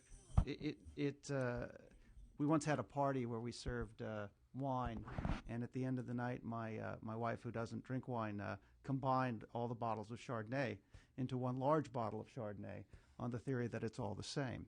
Well, it didn't make for very good Chardonnay. And I guess what I'm concerned that as we talk about efficiencies and about cost savings, is this an opportunity for you to reconsider how it is that you do your job? Because the answers that we had in terms of what you actually do leave me with more questions than answers. I mean, I think it's wonderful we're going to have efficiency and we're going to save money, but now I'm concerned that what you're doing isn't maybe protecting the basic concepts. And I salute Commissioner Schwartz. This is the first meeting I've had where you've mentioned Chester Arthur, but I know you're a big fan. Commissioner Bradshaw? I don't mean to be talking for you or whatever, but I think what they're auditing is they delegate the authority to departments to do the tests. They audit that authority, correct? Yes. So they're not actually auditing themselves. They're auditing the authority they delegated to a department, so the department can use their own best skills. And just to respond to Commissioner Shapiro's last comment, over the last 4 years when the board brought me on, the edict was look at all of our business processes and see how we can do things better. And we have been doing that for the last 4 years. I think with the help of the HR Modernization Project, we've been focused, we've been driven, we have a clear vision of where we want to get. This consolidation gets us there faster. I think that marrying those two staff and those processes it's going to eliminate a whole lot of spinning of the wheels. And it's just going to get us there that much faster. And I think, it may just be a first step, but I think it's a huge step. Commissioner Bradshaw? So going along the lines of delegation, in the interim, until a definition of merit can be comfortably worked out, would you feel comfortable delegating to the Cal HR department the ministerial authority to do the functions that would normally, I think most people would consider part of the HR, maintaining the appellate function? Well, that's an unfair question to ask you probably, but I'll do it anyway. Well, I think, at least the way I see it is, the board isn't really delegating the ministerial, right? The ministerial can be done by anyone. What the board's authority is administering the merit system. And the way this proposal designs that is by leaving the board with the policy setting. We will still determine how exams are done, okay, and when you use which type of exam. And then all of the processing of that will be done by CalHR or the departments, depending on what the task is. The board then is able to go in and more effectively, so that we can avoid the situation I described earlier with the exam situation, and we'll be able to more effectively ensure that those rules and policies are being complied with. Any other questions? Yes, I do. Sir Bradshaw has one. Okay. I asked DPA this. Is this going to, the consolidation, at least from your side, going to speed up the appellate process? The appellate process, really, we have made huge improvements on that. What's the average time now? We have, our cases are all being heard within very close to the 6-month statutory deadline. We still have, I think it's around five months. Right. I would, on average. And on that note, that's one thing I think Senator Rubio mentioned earlier about internal measurement guidelines. And nobody's really been asking the question, how fast are you doing things? Are you doing things with a certain period? I know when I joined the State Personnel Board 3 years ago, and I joined as a presiding judge for the Appeals Division, it was scary. I didn't quite understand what was coming, what's going on. And in that time, under Ms. Ambrose's guidance, we really did put on online system, calendaring system, introduce a settlement conference system, allow now what we call consecutive day hearings, which is what you would expect going to court and having a trial 5 days in a row, not 2 days here, 3 days down the line, whatever it is. So how close? From last time I heard from Chief Judge Paul Ramsey over that, within the 5-month time frame. Parties are getting their hearings. We're achieving a settlement rate anywhere from as low as 60% to as high as 75-80% during our settlement conference week. So in terms of fixing the efficiency, one way certainly to do is blowing up boxes, but the other way is looking at the current box and building a better mousetrap, and that's what we have done in the Appeals Division. I like to hear, obviously, we constantly have roundtable discussion with departments and labor organizations getting inputs. We pass regulations that on procedural hearing, and some love it, others not so much. But nonetheless, it's helping the system. And we really created process. Right. It's a system now. And it's really our biggest accomplishment, and it's the thing that we are most proud of. And it's really what we've been focusing most of our attention on, and we're just about there. It's not perfect, and it's evolving, but it's just hugely better than 8,500 is light years difference. It's just hugely. I've seen them go 3 years. Yes, and that clearly is Right. not fair to the employee, and it's certainly not fair to the employer. Absolutely. Yeah, we had cases when I got there 4 years ago that had been in the system for years and hadn't even been logged in yet. So we've got a system. We have online filing. So much for merit, huh? Yeah, we are actually utilizing our statute that's been on the books for a long time, and not giving full evidentiary hearings to certain cases, the lesser discipline cases. And we've made tremendous strides. The team has just been fabulous. Commissioner Geller? I'm going to ask a very simplistic question. I come from the business world side, not the political side. Tell me some negatives. What are the negatives here? What could go wrong?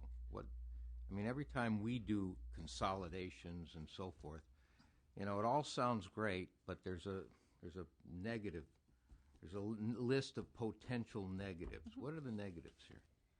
Well, I think, one big potential negative is, the impact on the individual staff, particularly the staff at SPB, because, obviously there's some anxiety among the staff. What are they going to be doing? Who are they going to be working for? Where are they going to be located?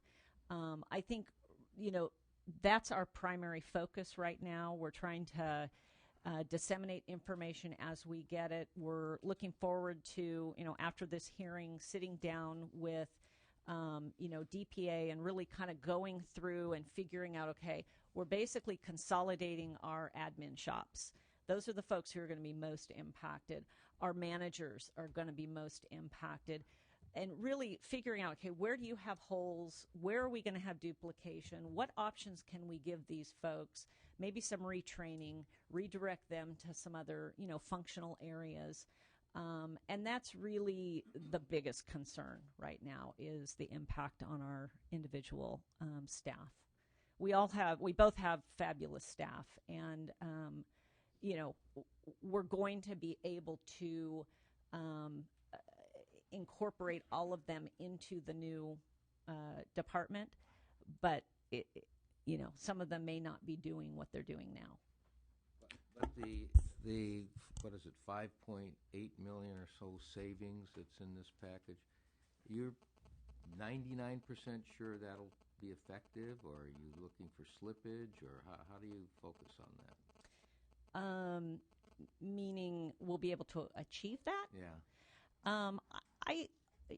I mean, I'm going to defer to finance on that, but I think that we have been very, we're cognizant of the fact that we're doing this merger. We're scrutinizing every single vacancy we have and any request for filling behind vacant positions. I think, unfortunately, we'll probably have more people leaving because, transition is always stressful. It's also an opportunity for people, and I think that we will be able to achieve it. I don't think it's it's too ambitious, and the fact that it's being phased in, it's not going to be immediate. We really have 2 years to achieve that, and really consolidating the functions is going to create efficiencies.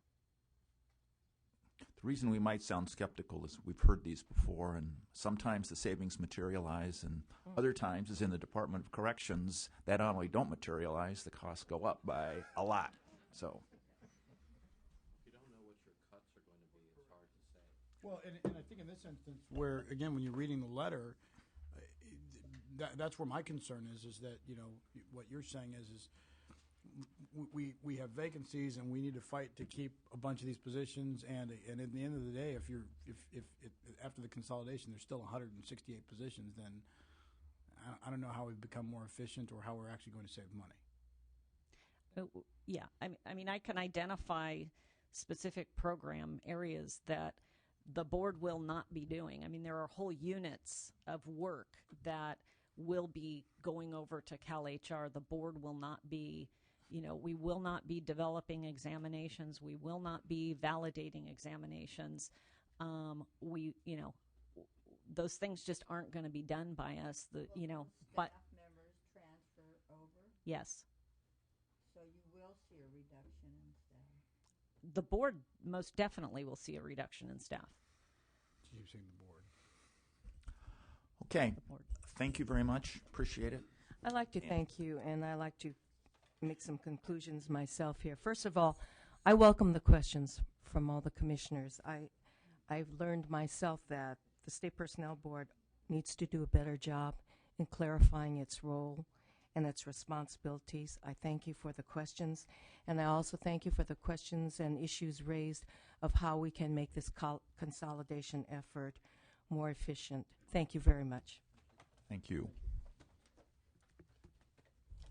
And as good as the Chester Arthur reference was, the Charles Guiteau was even better. So, next panel. Oh.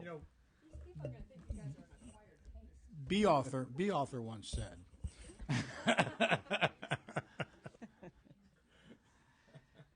Stuart, you introduce our next panel, please. Yes, this is talk about the plan implementation from the department's perspective, and Ms. Ambrose, thank you for staying aboard. Sure. Also with us is Ronald Yank, the Director of the Department of Personnel Administration, Howard Schwartz, the Chief Deputy Director, Department of Personnel Administration, and Phyllis Cheng, Director of the California Department of Fair Employment and Housing. Thank you. Welcome. Thank you for coming. Morning. And we'll start with Mr. Yank. All right. And move kind of through the list. Mr. Schwartz, Ms. Ambrose, I don't know if you have anything else to tell us, but feel free in this panel, and then on to Ms. Chang. Susie's up here to elbow me in case I misspeak yet again. So I'm Ron Yank, and I'm the director of DPA. And I've been talking about this merger with Marty Morgenstern, the labor secretary. Marty and I have been good friends for years, which might have been a factor in me getting this gig. In any event, we talked about a possible merger of the two entities before Inauguration Day, and certainly I supported it and support it today. But I told Marty that he'd have to be the driving force because I was under marching orders from the governor-elect, now the governor, to bring in contracts by mid-March. And indeed, that's really what I was spending most of my time doing. And Howard Schwartz, my chief deputy director, was the point person. I was more than happy to answer affirmatively Marty's request that Debbie Ensley, who still is works for DPA, end up working with him to staff this thing out and get it going. And it's my hope that Debbie will continue to be the quarterback answering to Susie, Marty, me, as we work out the details. But that was all a preface for me to tell you that Howard is probably going to be answering most of your questions because he's been a lot closer to this process from the inception. But as is sometimes the case, it's hard to get me to stop speaking. So I wanted to answer a question that I think was raised, questions by Commissioner Brewer and Commissioner Mitchell on the issue of a potential seeming conflict. So I was surprised, flabbergasted, when I walked into my first meeting with my lawyers to find out that we at DPA have 30 lawyers. And it turns out that a lot of them represent departments in disciplinary cases before the board.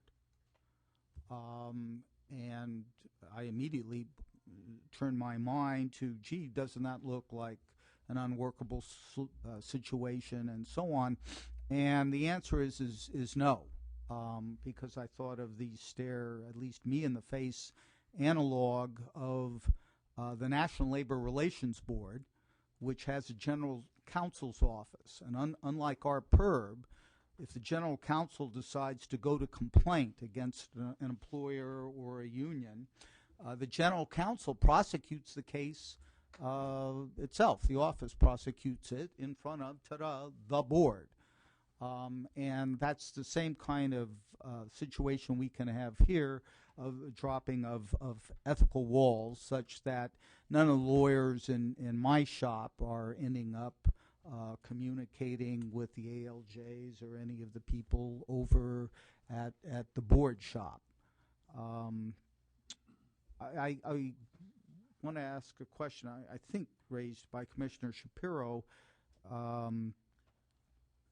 When local peace officers apply or they want to be a local police officer and they've been with the state or they've applied with the state and been turned down or got fired or whatever, and resign under pressure, they've got to sign a waiver. And this waiver to get a job with a local sheriff's office or a local PD applies to General Motors and it applies to the State Personnel Board. Essentially, these are waivers that waive anything ever happened to you in your life, and at that point, any state agency can then go share with a local sheriff's office or PD the information. I also wanted to speak in anticipation of a concern that, was raised by SEIU, and I don't have a great answer except to give an explanation. And the concern is that some people who presently work at the board are in bargaining units, and nobody working for DPA is, and nobody at Cal HR will be. And it's just the way it has to be. And let's discuss the way I operate. I'm not a big email fan or BlackBerry fan. I pick up phones and I walk down the hall, or people come into me, and we're just talking a heck of a lot. Not in offices that everybody's got a cubicle. You can hear other people chat and talk and whatnot, and we've just got to be able to talk freely. A head of a department might come to DPA with some kind of request to switch a civil service position to a CEA position, and I'll have 5 different people from various divisions of my department there. There's just a ton of interaction, a ton of communication, and there's just no way that we can be talking about a particular person here or this concern raised by that union there and have to worry about, now let's see, is this person in the bargaining unit, not in the bargaining unit? I mean, even the people who clean up our offices or clean out my trash can, they come in and out, and I'm shooting the breeze on the phone or talking with people. Anyhow, I understand. Yeah. Well, and look, I understand SEIU's concern. It's a legitimate concern their members had, bargaining rights, and the union might argue that we don't take care of our management team as well as we could and should in this state, and believe me, that's a very respectable argument. But we can't function unless everybody is a confidential employee. But I think there's a specific statement which yes. I'm not disagreeing with where you're going. I think that you should have a policy. It shouldn't be kind of up in the air. But their specific statement says, moreover, there are many employees at DPA excluded from the DILS Act without any policy justification. Thus, the Cal HR classification should be reviewed to exclude only those employees that are required to develop or present management positions with respect to employer-employee relations, or whose duties routinely require access to confidential information. Everybody in your HR staff has access to confidential information. Yeah, and furthermore, we're talking. So that's all the time in front of secretaries, in front of IT people. But I mean, they're even making the argument. They're wrong. It can't happen. They're saying that you should be excluded unless you have access to confidential information, contributing significantly to the development of management positions. But that would be everybody in the department. Yeah, look, it can't happen. But there's I just policy justification. I just think that would make sense that you can develop your policy justification based on that. Okay, I mean, we could write something up. We like the folks in that union, respect what they have to say, but it just can't work. There's no policy justification, but right after that, they say that if you have access to personnel confidential information, which everything in HR is a personnel matter and is confidential by nature, there you have it. Right, so I've mouthed off enough. I'm going to turn it over to somebody who knows even more what he's talking about. Howard Mr. Schwartz. Yes, thank you, Ron, and thank you, commissioners, for inviting me. Appreciate your effort and your attention to this particular initiative. It's an important one that obviously everyone here is interested in. Can you pull the mic a little closer? Sure. One or the other? In between you there. Better? Yeah.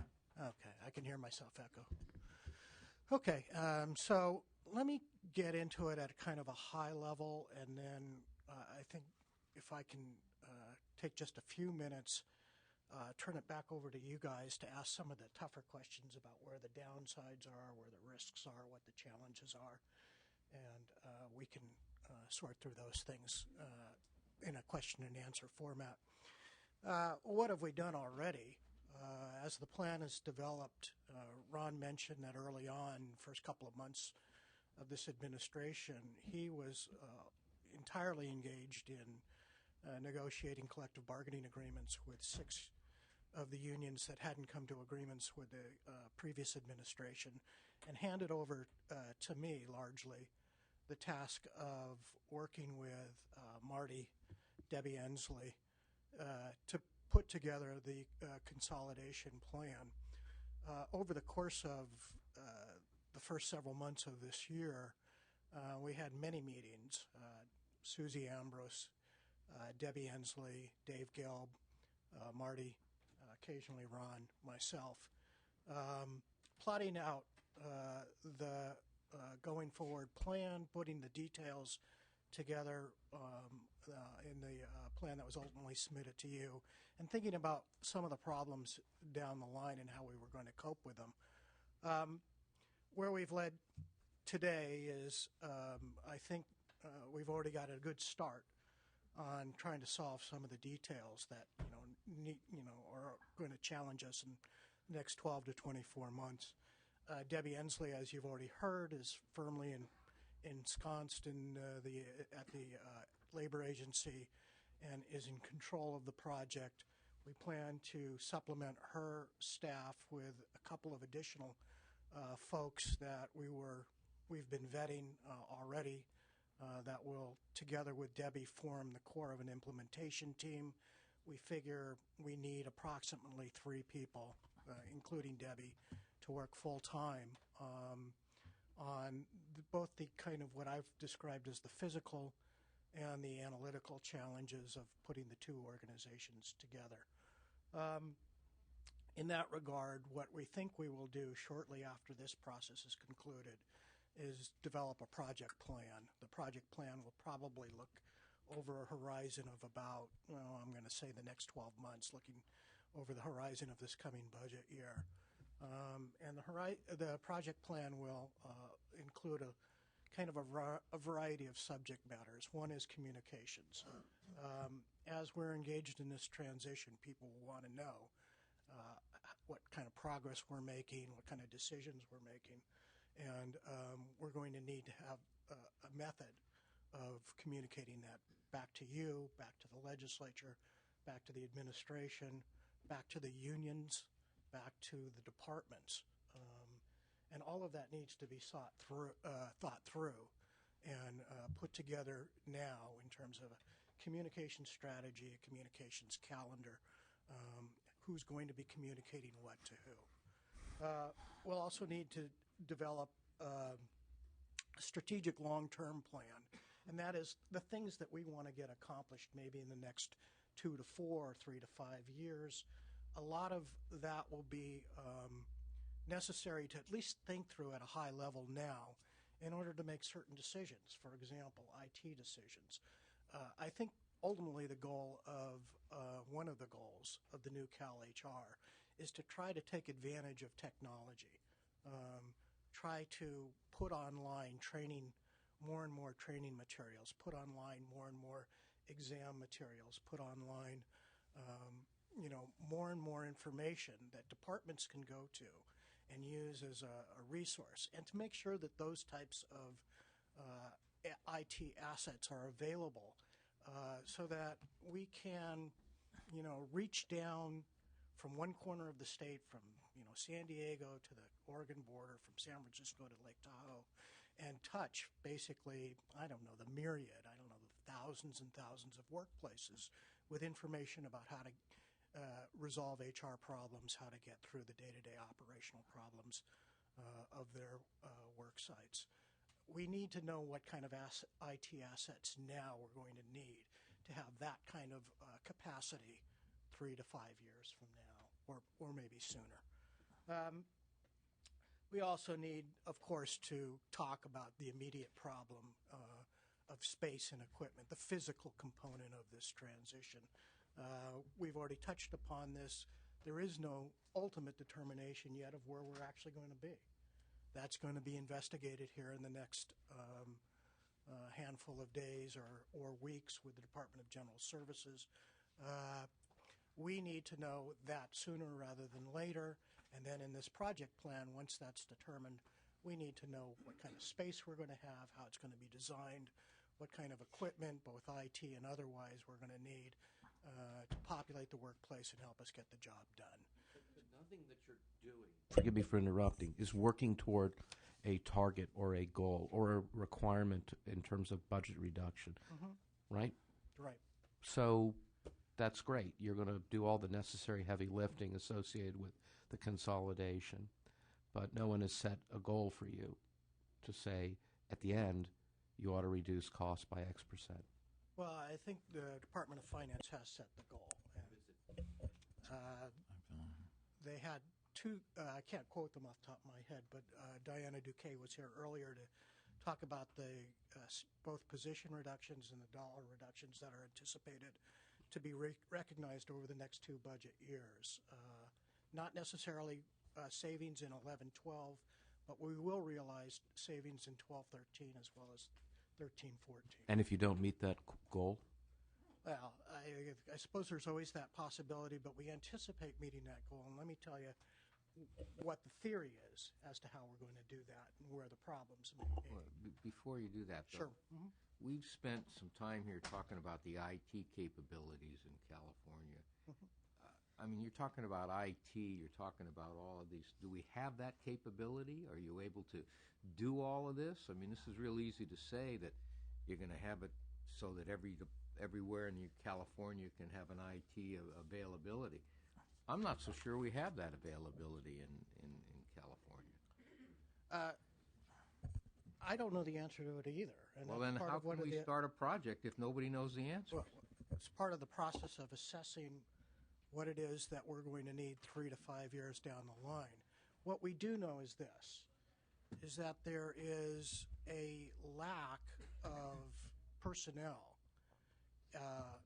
just bodies, to go out and provide adequate oversight, training, support, auditing, whatever the HR function might be, whatever the LR function might be, out in the far reaches of our state government.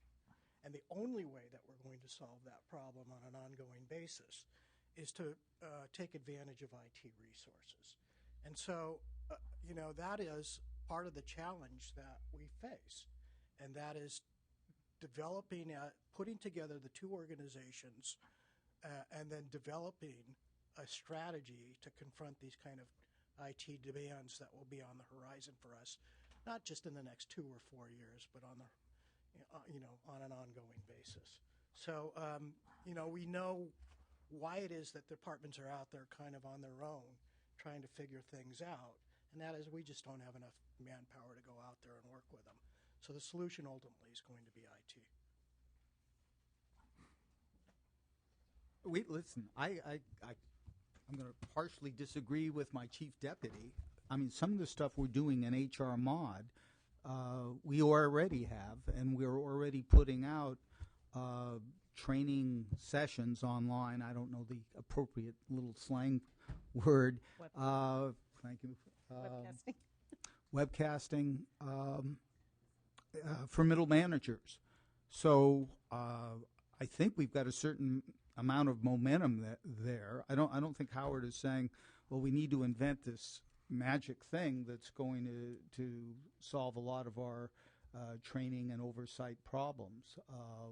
We've already accomplished a lot, and we just got to kind of keep it going on both our front and the SPB's front in terms of monitoring, teaching, teaching departments, for example, on the SPB side, of how to put on tests and exams and hire when indeed delegation does occur.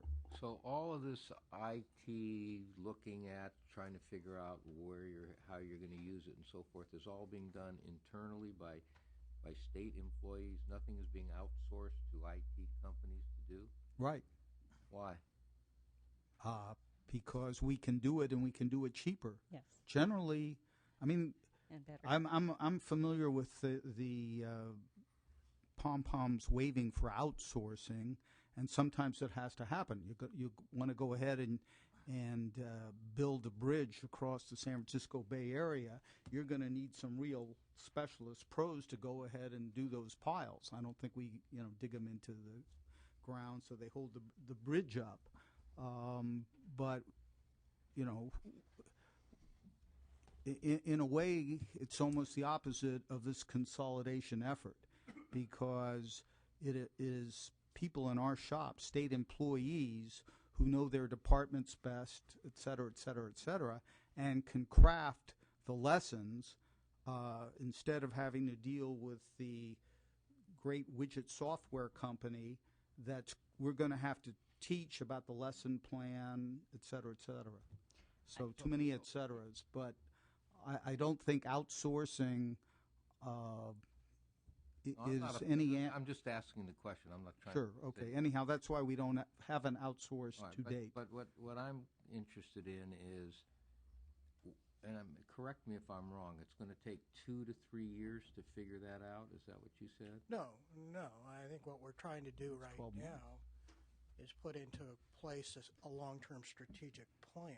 And that will be done this year, led by this implementation team. Now,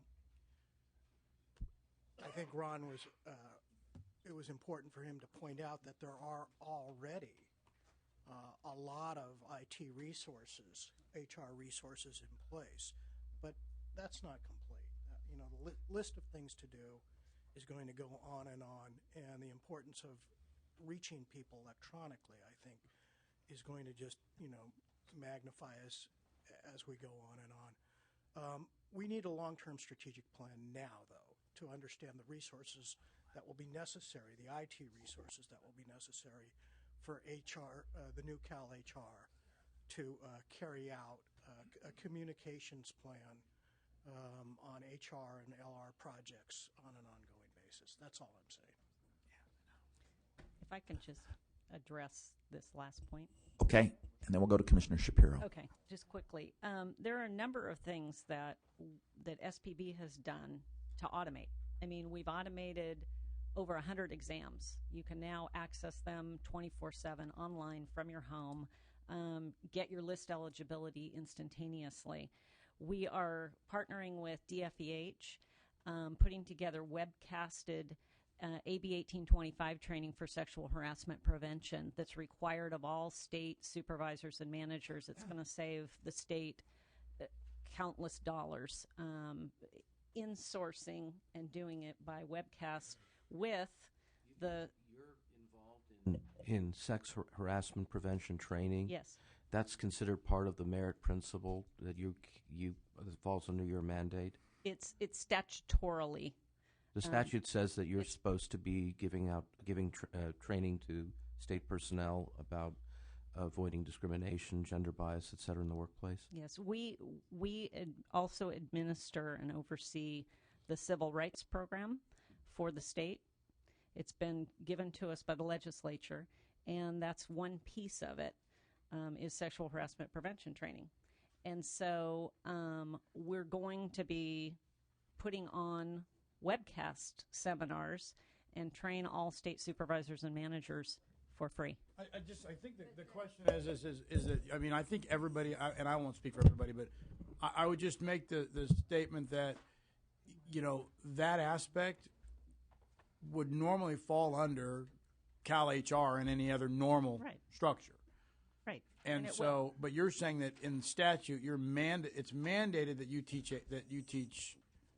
No, we are statutorily mandated to administer the civil rights program for the state, EEO compliance. Okay. And that function will be transferring over to Cal HR. Okay. So they're going to now administer the sexual harassment stuff. Okay. Right. Okay. But, I mean, we don't want to wait a year when we can do it now. But in coordination with Ms. Cheng's organization. Correct. Commissioner Shapiro? And why shouldn't they? Why shouldn't HR do it? I mean, I don't know. I'm curious. I can't wait to hear what Commissioner Schwartz, which department he thinks should do that. But but if I could just follow up on two things. One, my point about the Peace Officers Association issues and PORAC and how you get access to it and local, it's an important issue, and I would suggest perhaps as we move forward in this new world of efficiency and economy that perhaps there be one place where local law enforcement could call at HR with a password and find this information out. Because in my experience as a federal prosecutor doing civil rights cases, the number of officers who have had these issues where it hasn't been checked, I think is a problem. Maybe we could talk offline, because what you say makes sense, and we ought to try and explore that. I didn't know there was a problem, but the idea of one phone call or one email, that I get.